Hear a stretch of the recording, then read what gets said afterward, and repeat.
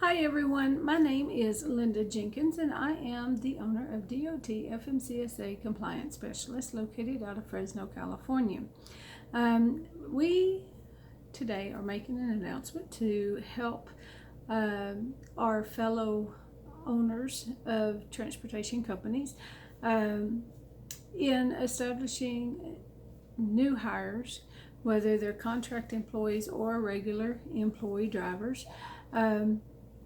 So without further ado, let me show you. This is one of the manuals that we have created, okay?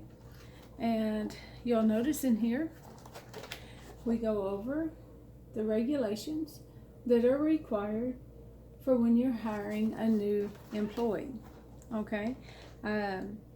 There's a lot of information like the new entry level certificate of training, all of that stuff that is required for a new employee. It also goes over the employer responsibilities, different things for your CMV application for employment, all of these things that you would normally go over with a new employee. You have your W-2s, your W-9s, W-4s, your I-9s for people that are from foreign countries, your request for previous employment, all of these things like this. This is an example of one of the manuals that we have put together. This is a handbook itself. We also go over the on-duty hours, and then as an added benefit, which most people don't give, is this one.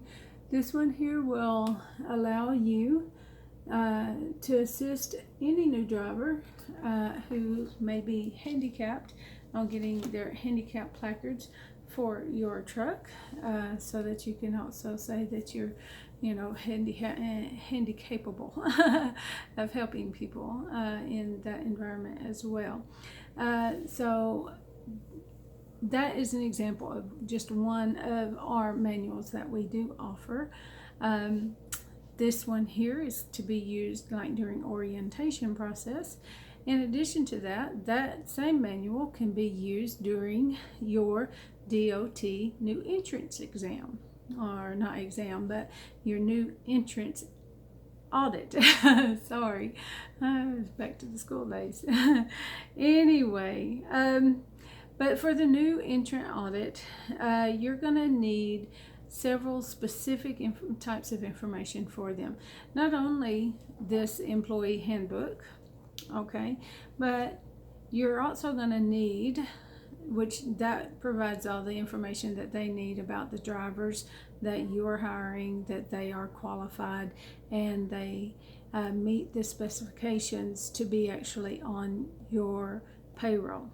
Okay, so that covers that portion. There's two other portions that a DOT auditor will be looking for whenever they are doing your audit. So for each one of those, we also have another manual.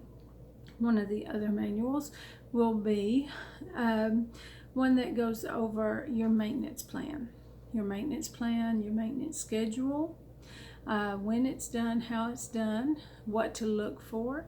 It also goes over with your employees what to look for when they're doing their pre-trips or in-trip inspections, so that they can identify anything that needs to be looked at or reported so that it can be taken in and repaired prior to having any kind of incident on the road. Okay, so it shows them, bad brakes. It shows them, slack adjusters being out of adjustment. It also shows all kinds of different things, but it gives them examples so that they can actually, you can have like a question answer session during your orientation process, so that you can identify that yes, they do actually know what they're talking about, just not just behind the wheel kind of stuff, but also in reality, what would you do if you saw this, and it has pictures and everything showing them examples that they would have to identify during your orientation process, so that you can know spot on whether they know what they're talking about or not. The next one is your consortium requirements that are required, for having being part of the lottery, for your drug screens. And speaking of drug screens, what your drug policy is. Also your pull reports for your drivers, your safety information on your drivers from past employers. All of this stuff is all covered, okay? And those come in 3 different manuals, and again, they're sold as one set, okay? That is your DOT. I just put it all underneath DOT New Entrant Audit package, okay? The next one that we have is your FMCSA audits. Now, these are specific to the regulations that are mandated by the FMCSA. So this is a more extensive audit. It goes into more really deep detail. It goes on to your actual corporation side, not so much your driver's side of information that you are required to maintain. Some of those issues include your driver training programs, your terminal maintenance programs, your safety consortium programs, your safety plans, your e-logs, your BOC 3, your insurance, your IRS and tax documentations, making sure that your MC number is active, your DOT number is active. Your authority hasn't been revoked, and if it has been revoked or has been threatened to be revoked, that you got everything back and you got reinstated correctly and in a timely manner. Also if you're running hazmat or permitted loads, all of those things are covered in your FMCSA Audit Information Manual. Okay, so that's the second one. The next one that we go over, number 3, is your FDA audit. Now the FDA audit covers those that are covering or carrying materials that are made for human consumption. Okay, so that could be tankers for like milk products and byproducts in that area. It can also be refrigerator loads. Are your reefers up to standard? Have they met the new regulations that were released in 2015? And are they being maintained, and are they being documented as such? All of these manuals include information that will allow you to pass the FDA audit. Okay, you won't have those audits all the time, and there's some people that have never been audited on those, but then there's others that when they are audited, they're like, oh my gosh, where do I go now? This covers those types of questions and those types of realities, okay? The next one that you're going to be looking at is your e-log audit. Now, normally with your e-log audit, that normally happens when you're like pulled over. Your driver is pulled over either at a weigh station or like for another traffic violation. And then sometimes it's just to do an audit of the e-log. They have every right to do so, and they they exercise that right. So just be aware that you need to have your e-log information on board and accessible to both the driver and the officer. If it needs to be pulled, there needs to be instructions on how to pull it, and that's what this manual covers. It allows you to be able to be in compliance with the e-log regulations, okay? And the officer's ability to pull those informations as they're needed. The next one, okay, this is the 4th one. Okay, so it would be the maintenance program audits. Okay, so for your maintenance program audits, this is not only for the truck, but it's for the truck and the trailer. Each piece of equipment will need their own maintenance record, and you will have to maintain that information on an ongoing basis as long as you maintain that piece of equipment for use on the public highways. This allows the officer or the auditor to check the information to make sure that you do have a plan in place and that you are abiding by it. Also, that when you do make any kind of repairs to the piece of equipment, that they are being logged in so that they can keep a good eye on what that maintenance program has been for that particular piece of equipment from purchase until today's date, whatever date that might be. Okay, it also shows the preventative maintenance that you're doing and what that schedule is. You'll need your 90, 180, and then also annual inspections. All of those have to be maintained and being able to show to your officer. Now, some people have a 90-day plan, some people have a 180-day plan. In my opinion, 180-day is kind of pushing it out there a little bit. But, because our equipment on the road, it is put through its paces and normally needs to be inspected, usually between 90 and 100 days would be my max on there. But that's my own personal opinion. Okay, the next one is your safety audits. What are your safety plans? What are your safety contingencies? So that's our next manual. Okay, whether it's number 5 or 6, I don't know, but that's the next one that we address. Okay, this, when you are going through your audit, again, after you fill all the information in, you print it off, you have something that you can hand to the auditor and he can see that you have a contingency plan for all of your safety issues.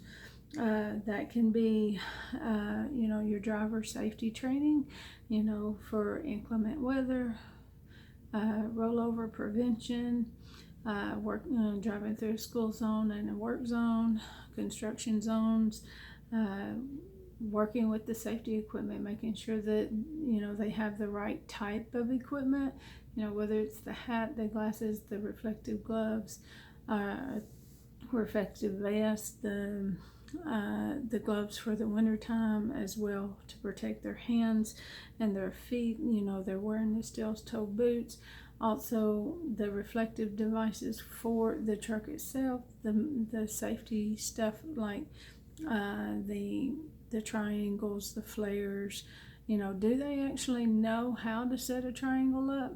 If you gave a triangle to one of your brand new drivers straight out of school, would they know how to set that triangle up? Have you went over with them? Because so many times people just think automatically, yeah, they know how to do this. This is just dumb man's work. No, it's not. And I'll tell you why I say that. Whenever I first got out of my training school, I had never set up a triangle. I just thought you set them up and went on. I didn't know that you had to make that twist underneath so that they would set.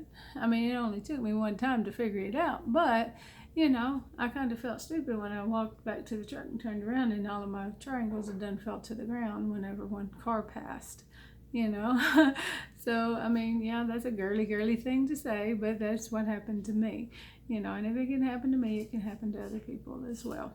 So, anyway, in saying that, you have to have a safety program in place, and when you're audited, they're going to be asking about it. So, if you have it all written down in a manual, then they know that you have a plan in place, and that most likely you are implementing that plan. Okay, the next one is your roadside audits.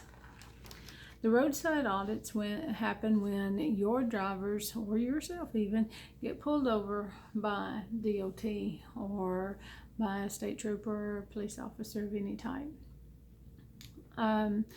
Basically what they want to do is go over the reason why they pulled you over. They don't actually have to have a reason. I've been pulled over and they did a level 1 on me and they never told me why.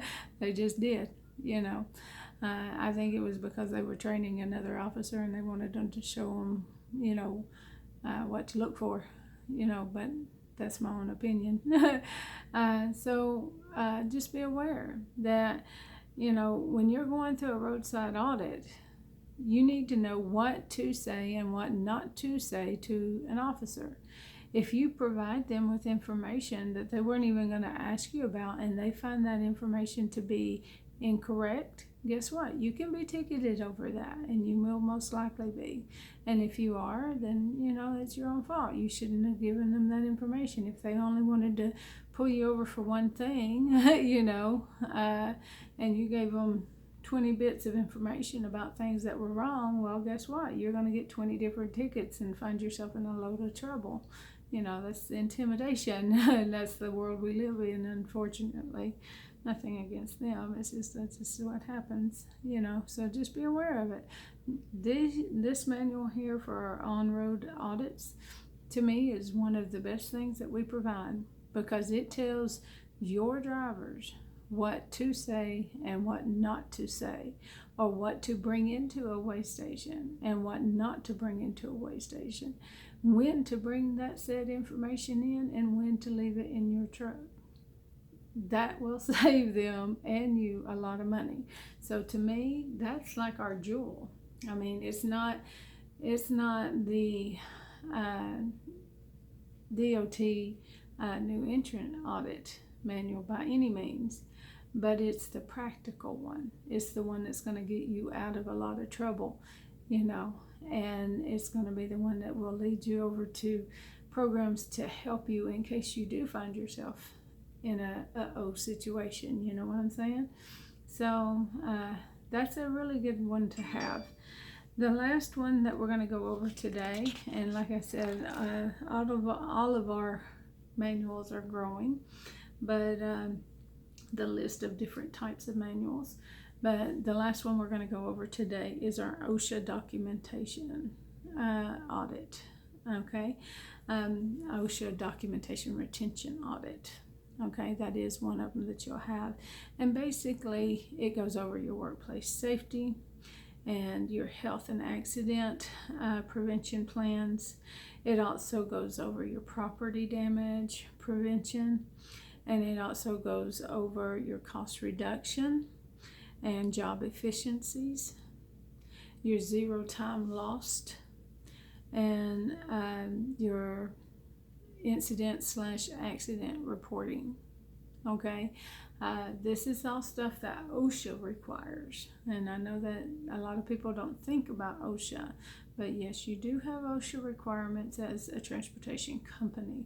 We are dealing with all types of products out there, and anything that's inside the home or inside of a business most likely has came through on a truck, and so we have to be adamant in meeting those requirements, and those requirements are covered with our OSHA documentation retention audit manual. So anyway, I know I went through my audit manuals very quickly, so let me just do a recap just so that you know which ones I'm talking about for today.